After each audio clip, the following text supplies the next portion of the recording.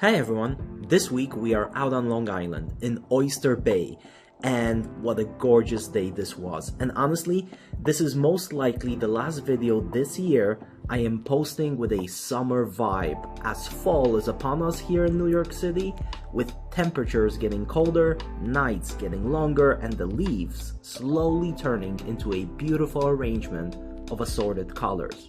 But in the meantime, let's enjoy whatever warm weather we have left. Oyster Bay was actually one of my earliest videos on this channel, where I was still learning how to navigate this whole YouTube editing video world.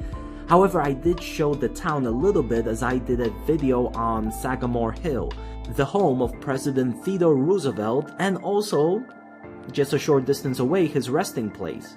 But honestly, even aside from that, you cannot walk few streets without having some reminder or image of the president. And that includes this here railroad station, which today is the Oyster Bay Railroad Museum and the focus of this video. So there are a few interesting places to see in the area. However, this museum is certainly a great way to spend few hours in the town. This train station opened in 1889, and it served the commuters for 110 years, as it closed in 1999, with now a new station open to the public literally next door to this one. This is the station that President Theodore Roosevelt used frequently when he lived in Oyster Bay, from which he was commuting to New York City, or a little bit later to Albany when he became the governor of the state. There are some pictures of him on the train in the windows of the museum, being surrounded by the crowds. Inside, there's a fun train display which I would love to build in my own home, but just, there are some small limits for me. Like space or time or money, so few essential ingredients to such a project. However, aside from the train display, there are a number of things to see here. Like, for instance, the rear control desk, which was a workstation for the signal operators, making sure that the trains and the systems were running properly.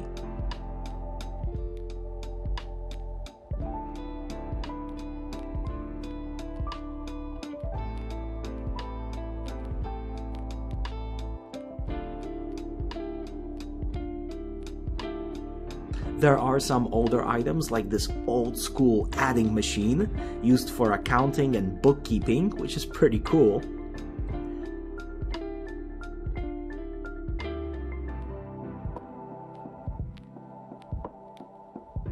And you can also find some fascinating history of, less known things, like Roxy, a stray dog who became the mascot for the Long Island Railroad. He not only won the hearts of the railroad workers, but also he walked freely among the commuters. He even rode inside President Theodore Roosevelt's private train car.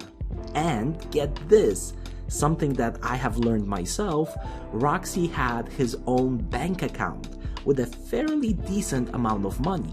I mean, it's not like he took out some of the cash to buy ice cream every single week or go on dates, but rather the money was from railroad workers and commuters themselves for his care, so in case he would need it, like for instance a vet. So the museum is not huge, but certainly there's a lot of interesting things inside. But with your ticket, you also have access to the display yard, and that is just a very short walk away. And believe me, you do not want to miss this, as you can see some really amazing restored trains and even go inside some of them.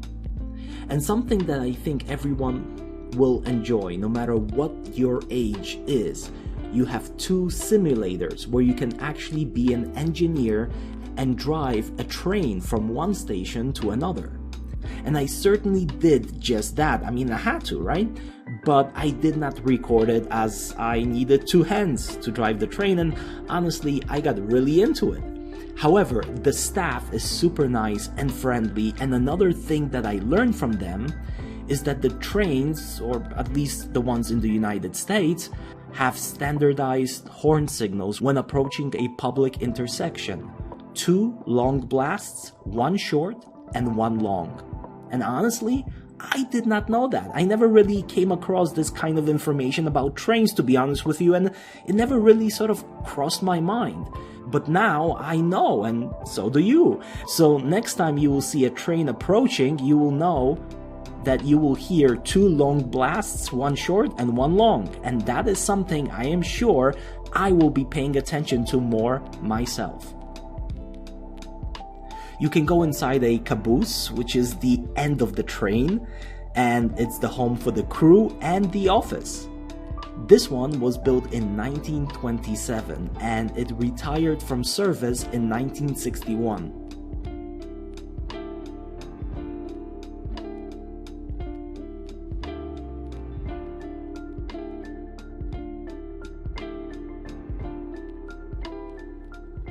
Right outside of it, you can see a speeder, that small yellow cab, which used to be used by the maintenance and inspection crews.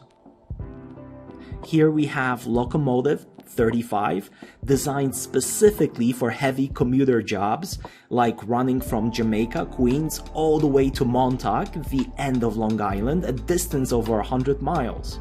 And one of the coolest pieces here, at least for me, this here display cab, which was used by the Long Island Railroad for the 1964 World's Fair, which took place in Corona Park in Queens. It was built in 1947 with those 2 badass air horns on top, and it was taken out of service just before 1964 World's Fair. So on one side you see the number 1964 symbolizing the World's Fair, and then on the other side is the number 1834, and that is the year that the Long Island Railroad was created. So this was a big attraction at the World's Fair so many years ago, and I think it still looks good. A simple, elegant design, still worth admiring till this day. So I hope you enjoyed this short video. Thank you so much for watching, and take care. Bye.